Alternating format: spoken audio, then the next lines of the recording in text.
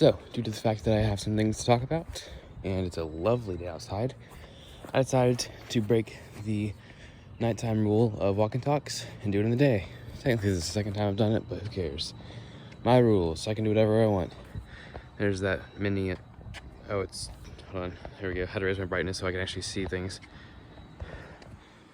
Minimum brightness with this sun is not very ideal. So first thing I wanted to talk about, actually I go from small to large. That metal rod is still there.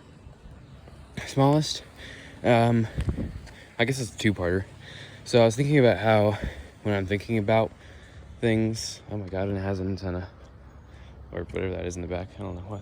Dang, I think it's just so weird. 2 wipers, really? 2? That is just a weird thing. Anyways, let's go this way. So I was thinking about how, when I think about imaginary scenarios in my head, and I wonder how it affects me in the future, and if I'm like addicted to it, if there's any downsides to it, all those kind of things. Wow, there is a lot of people over there. Let's go this way. And in thinking about that, I had thought maybe it also acts as a sort of preparation. There are times when, due to the fact that I think of so many scenarios with so many people and places and things, I kind of know what to say all the time. I thought about it recently, and I was like, I do suppose that when I, for instance, see something on a walk, and I'm going to come home to tell my dad once I'm done with the walk, I think about how I would say that a couple times. So by the time I get home, I have a good rundown of what I could and couldn't say. It's not like a direct planning, okay, I will say this, and I say it the same way. But I get a good consensus on what I would like to say. Some ideas. And then in doing that, I thought, well, if I were to tell someone about this, I could prepare for them asking about it. And if they said, well, have you ever thought of this conversation? So I started thinking about, okay, let's imagine there was a scenario where someone asked me about it. And I said, yes, I have, in fact. Right now, this exact moment is and then I came into the paradox of how I'd intentionally be thinking about that moment. I was thinking about it, the thing that would I be planning for in the future was just the thing I was thinking about. So it was just like, oh, okay. Stopped there. That was fun. Little mind game. Next, newness. I was thinking about why are new things exciting? And I think it's because of how what if or how does, etc. How those are fun. So like when you go into someone's house, it's what's in this door? Or what does that feel like? Or what is that? Or what's over there? Or what is the view from the window like? So even though you know what a house is, and you know what's in a house, and you know there are windows, and you've been on a bed, trying new things is always fun, because it's just like, you don't know. Curiosity is naturally a fun thing. I could be the only one, but I doubt it, given people love new things. I love exploring. Like in a game like Trailmakers, which I no longer play because of reasons, it's always like, ooh, what if I do this? Or any game, really. If you have something to test, like, ooh, I wonder what happens if I do this. It's that sort of thing that you don't realize, or maybe you do realize if you thought about it, but it's that sort of thing why I go into someone's house, just 5 houses down the road, pretty much the exact same thing, but it's still exciting, like, what's in here? What do they do here? How do they decorate that? All that kind of stuff, which you may not be conscious of thinking about, but it's there. That's kind of fun. Also, side note, decided to organize the walk and talks better. In between long pauses, I will be using the cut feature like this, so you don't have to wait a long time when I'm just holding my phone down for 20 seconds walking by someone who's going really slow or something like that. And I'll also be sectioning them. There's also a new playlist for, I guess everyone's out because, it's a nice day. That makes sense. I'll go this way again. I don't want to run into people. But I'll be sectioning them because I feel like it's kind of annoying when you see a topic of a video and you click on it and it's like, okay, where's the actual topic? People probably click off because of that. So I'll be sectioning the different things I talk about. The titles will be more descriptive instead of just one thing. I'll be trying to detail the primary topics of the video. And I've made a playlist for useful ones. So all of the random crap, the boring crap, the useless topics I talk about where nothing is really interesting or worth knowing, those aren't in the playlist. There's only like 17 videos in it, I think, or 19. That is a loud device. And lastly, guilt. I don't think that's the exact word for the topic, but it is something. Okay, I'll just explain it. So, at what point can someone be held accountable for things they've done in the past? Like, what's the range? So let's say I've done something a couple months ago. And nowadays, with my new mindset, I would never do that. Like, I would never choose to do that. No. That, I don't know what the hell they're doing over there. But I would never choose to do that nowadays. Or nowadays, I can't say that. Now, I haven't done it in months. I won't do it in the future, most likely. And I currently resent it, and I regret doing it. But can I still be held accountable for doing it? Can someone still say, oh, you did that thing, but I wouldn't do it now? Well, that's not an excuse. I think, like, I don't really know. It's complicated. It obviously heavily depends on the subject. Like, if someone just murdered someone, and then a day later, like, no, I would never. I really deeply regret it. Okay, come on. Really? But the problem is, you can't really prove that. You can't prove someone regrets something. They just be lying to make themselves look better. They do that all the time. Happens a lot, actually. YouTuber apologies. I deeply regret what I have done. I shouldn't have groomed those 10-year-old kids. I know the 78th time I should have learned, but I promise it's fake. So you can't really determine it, which is the problem. And I was wondering, like, even myself, I feel like anytime I imagine a scenario or anytime just in general, I pride myself on something that I wouldn't do. Like, I would not do that. That is disgusting. Okay, example. Okay, a scenario I thought of was a little too not YouTube friendly. So, like, let's say someone invited me to a party, and I'm aware that the party is primarily going to consist of hot girls, drinking, and stuff like that. Literally anything can fall into the category of stuff like that, but you know what I mean. So I choose not to go because I'm like, okay, well, if that's the primary focus of it, it's just going to be guys who are turned on by their scant clothing, and I'm not going to drink. Well, I can't drink legally, but even if I could, I wouldn't. It's bad for you. I wouldn't want to be drunk. No, it's not what I'd like. Then again, I wouldn't have wanted to do that beforehand anyways. But pretend I did. Let's say I would have done something before, but now I wouldn't. And I'm like, I'm a better person. Well, okay, that sounds prideful. I enjoy the fact that I would not do that. It is good of me to choose not to go to harmful things like that party. But if I had just a certain amount of time ago, let's say a week, this is all hypothetical, would have gone there, like, gladly, can I really pride myself in having the mindset that I wouldn't? I mean, from a logical perspective, I personally think if it's truly honest, mindset's what matters. Intention is what matters. That's what always matters to me. So, if you have good intentions, then... Okay, let's give an extreme example and break that down. So let's say I can't say kill someone, that's just, like, weird. Let's say well, darn, what's a good example? There's so many examples I could use, but I can't think of one. This day is lovely. Wish I didn't have glasses so my entire vision could just experience how beautiful this day is. But anyways, okay, let's simplify it. Let's say there's someone who, they're 21, they smoked before, they did it quite a few times, and they enjoyed it, and they openly admitted to enjoying it, and they want other people to try it, and they think it's great. They stopped. Their mindset throughout this week has shifted to, smoking is bad, I'll never do it again, and I regret doing it. Let's say they meet a girl, and they say, yeah, I don't smoke. Oh, that's good of you. Yeah, thank you. I try not to do it, and I try to improve myself. Okay, well, but you were just smoking a week ago.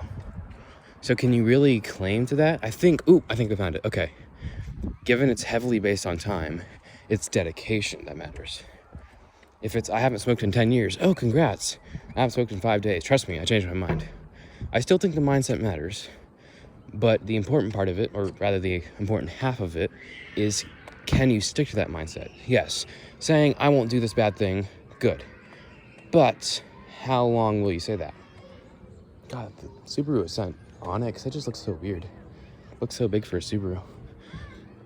But yeah, like, I think it's primarily dedication. Prove to me that you truly mean your word. Which is funny, because from my perspective, the whole reason I came to this conclusion was I shifted my mindset away from certain things, which you can probably assume what they are. They don't seem anything too bad, though. Then again, that depends on your scale of bad, so whatever.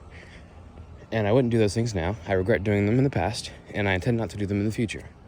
But if I were to go up to someone and say, I do not do this thing, I make sure of it, it is a bad thing, and I spread the word. Hell, even depending on the scenario, you could even call it, like, pot calling the kettle black. Like, I learned my lesson. One day ago, I stopped doing this thing, and now I'm going to educate people not to do this. Oh, you can't educate them on that. I mean, I've talked about this before. I just realized. The whole, you're not one to talk thing.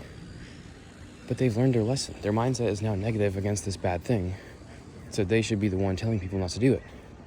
So why are you accusing them of saying, oh, well, you were just doing it? It's stupid. But I think really, it's all about the mindset, which is broken into two halves. Your honesty to the mindset and your dedication to the mindset. That's what determines whether or not you can be held accountable for changing your mindset on something you've recently done. That is heavily generalized, though. I really don't know if that's accurate, if that applies to everything. Probably not.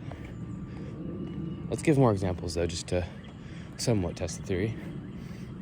So, something more substantial. In the opposite end.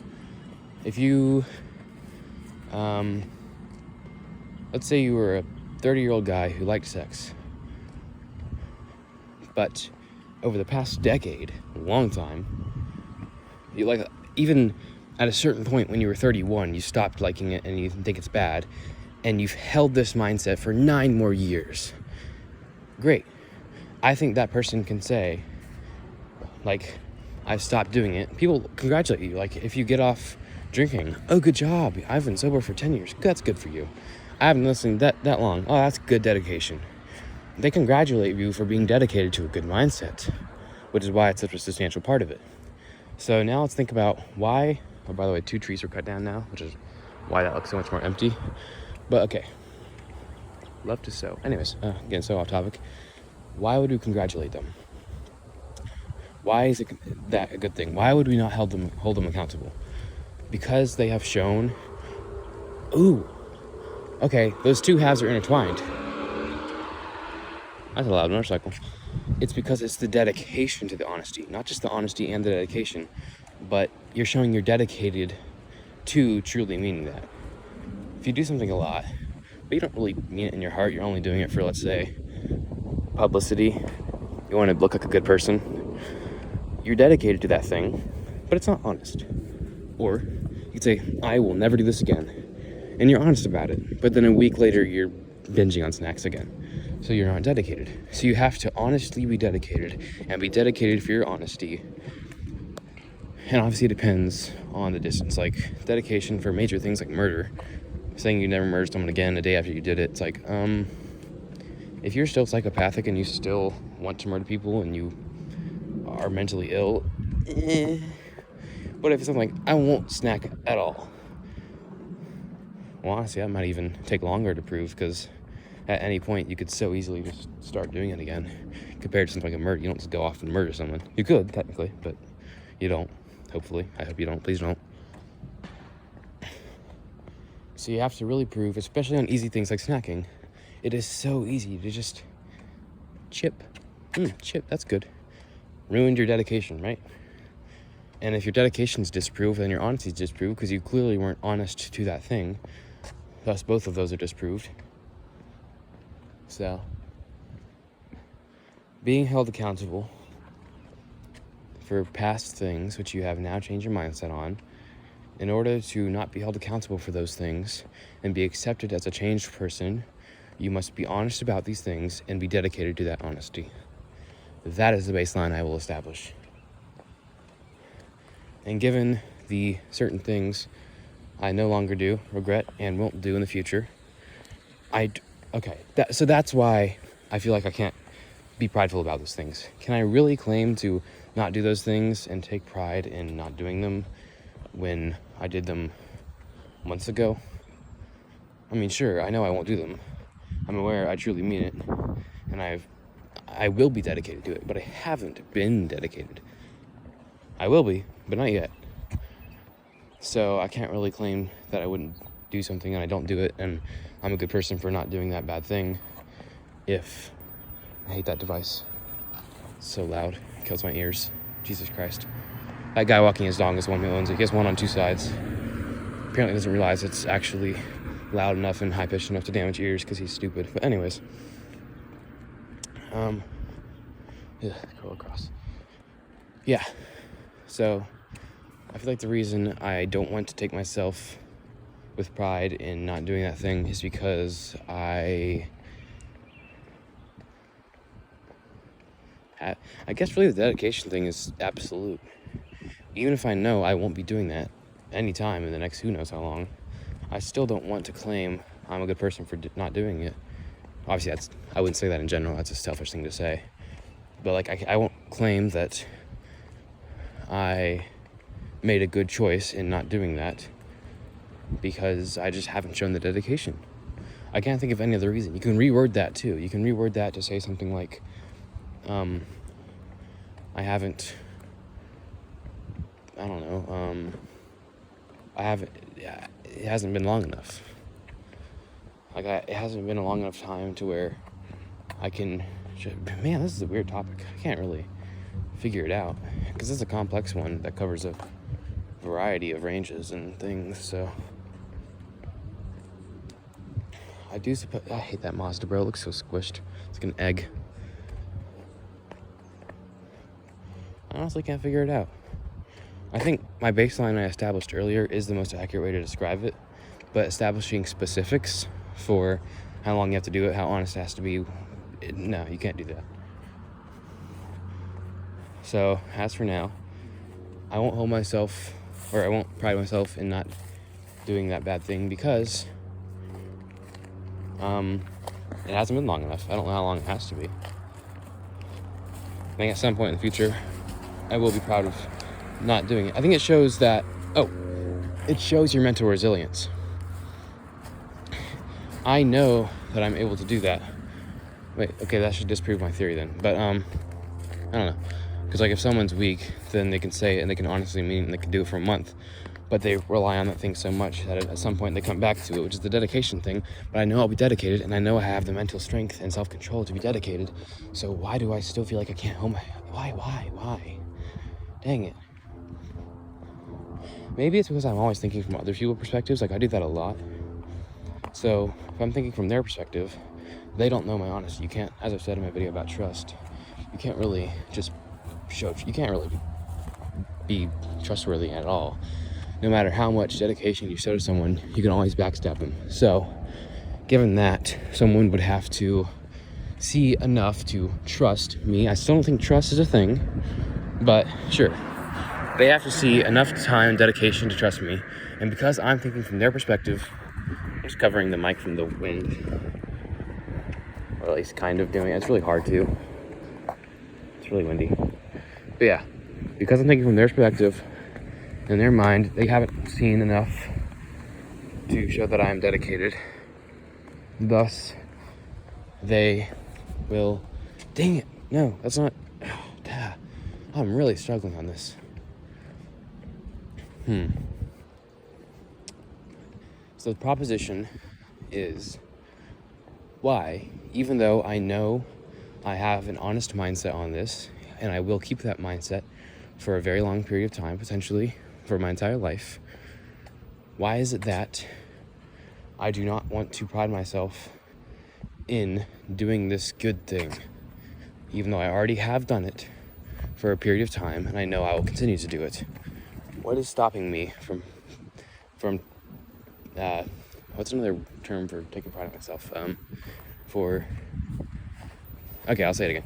What is stopping me from taking pride in the fact that I have not... Because that's the thing. I have not and do not. That covers the past and the present. Thus, if you have not done it for long enough, then it's too short of a past, and the present is just the present right there. So the I have and I do not is only a small period of time. It'd be like a commander saying, I have defeated many armies, when it's been 2 armies. Okay, get to 15 and it'll be impressive. But even if they know they're strong enough to defeat 15 armies, and even if they know they will be doing that, they can assure you they will, they still can't really claim, I've done it. But there is an established statistic there. The exact number of armies they've defeated. You can measure that. You can measure what people typically consider impressive and how much they've done, and you know that it's not enough. They have to prove that. Even if they know they can, and you know they can, they haven't proven this. Just the problem with this current proposition is that there isn't an established statistic. I believe I haven't avoided this bad thing long enough, but I don't know how long that is. Is that the problem? I think it is.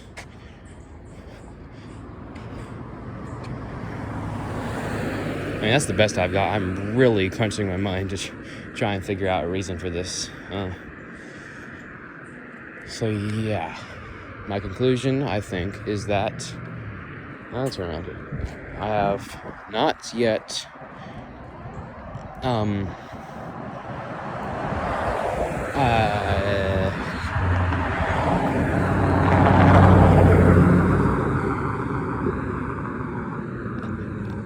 I have not proven I've done this thing for a long enough amount of time to be considered prideful enough to take pride in it. There we go. Yes, that's why. I can't take pride in something if it's nothing impressive. I've done something that is a very easy feat, and I know by extending the time it will be an impressive feat, but right now it is not. Thus, I cannot claim or take any pride in doing something that is not difficult to do. That's why. The whole thing was that's where it lied the entire time, the whole taking pride in thing. You can't take pride in something that isn't impressive. Hence my analogy to the commander. 2 armies, realistically that is impressive, but in that analogy where he knows he's very strong, it's not. So you can't take pride in doing that, even if you know you can. That's why. Moon. It was in plain sight the whole time. I love thinking and discovering and progressing my mindset and having knowledge. It's all fun. It took so long to get to that conclusion, man. That was insane. Lord. But now I finally know. I set the baseline for whether or not you can be held accountable and why. And then I set, okay, that's just the thing to add to the baseline. You need to show your honesty and your dedication to your changed mindset. And if you want to take pride in it, then it must be long enough to be somewhat considered something you can take pride in. Otherwise, even if you're not taking pride in it, oh no. Oh, what have I done to myself? I give myself more to think about. Crap. Because then if they just ask about it and you're not taking pride in it, like if someone said, hey, do you do this? And I say, no, I don't. And they say, oh, good for you. Correct them. Then say, no, because if you say, it's like the trust paradox. If you say, I've only done it for a short amount of time, that's contradicting the fact that you know you can do it for a long amount of time. But if you say, thank you, you haven't done it for long enough for it to be considered impressive. It's like the trust paradox in the sense that you could say, you shouldn't trust me, but you know you're trustworthy. So you want to say, trust me, but in that sense, you're giving them bad advice, because if you told them to trust you, it's bad advice. You shouldn't trust people that you don't know. I hate paradoxes like that. That sucks. That's another dead frog corpse. But yeah, so that's the problem. Can you just give them that paradox and explain to them why it doesn't work? You could say to them like, thank you, but like if they say, okay, that's impressive, and I say, thanks, it hasn't been that long, but at some point no, that didn't work.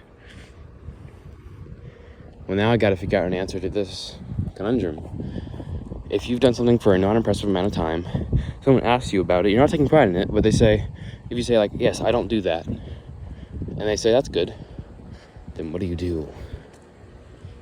Well, okay, now that's good doesn't work, because of course it is good. But if they say that's great or that's impressive, or something to that effect, then how do you respond?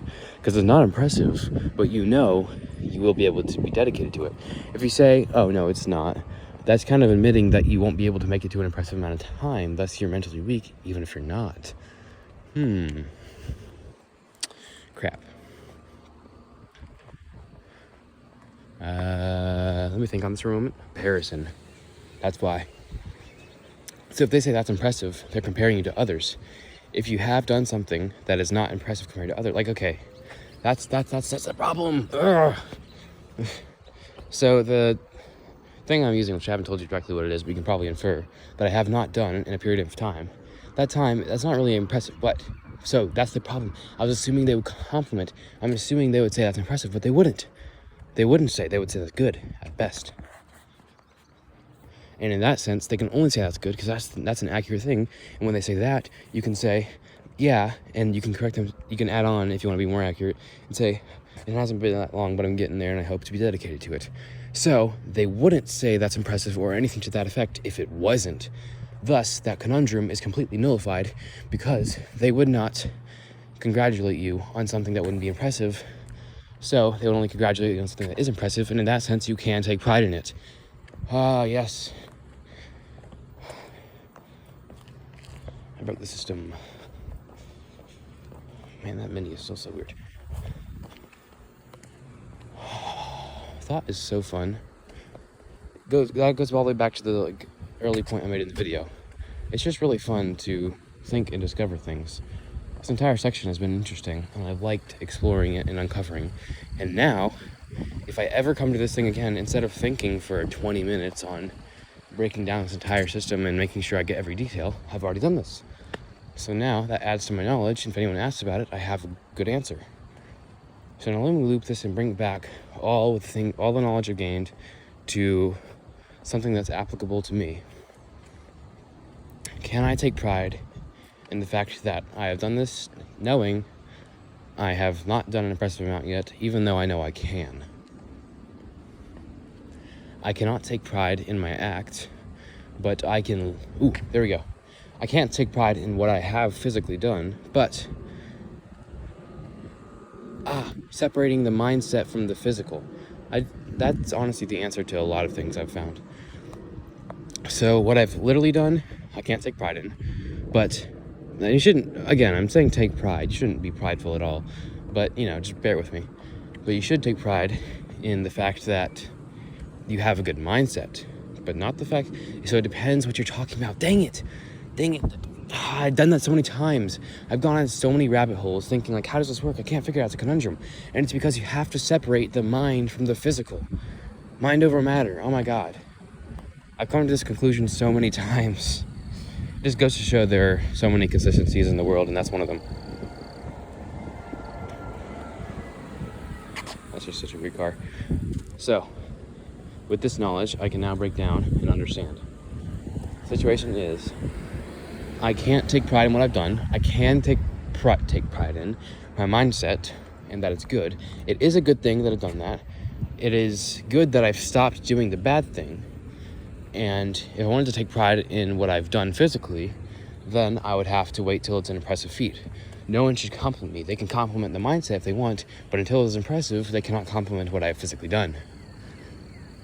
So, reverting back to my original question again, can I take pride in the fact that I have stopped doing this bad thing? But I know I can. I haven't done an impressive amount, but I know I will in the future over time because I have that dedication and mental strength.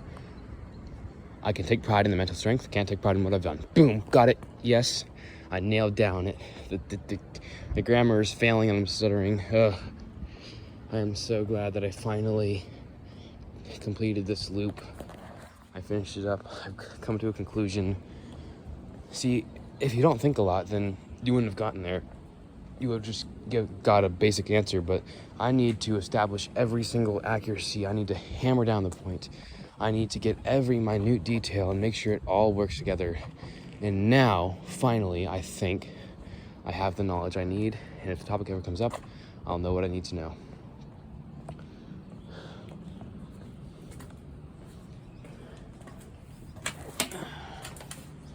So, let me sit down. Actually, I don't understand. That was fun.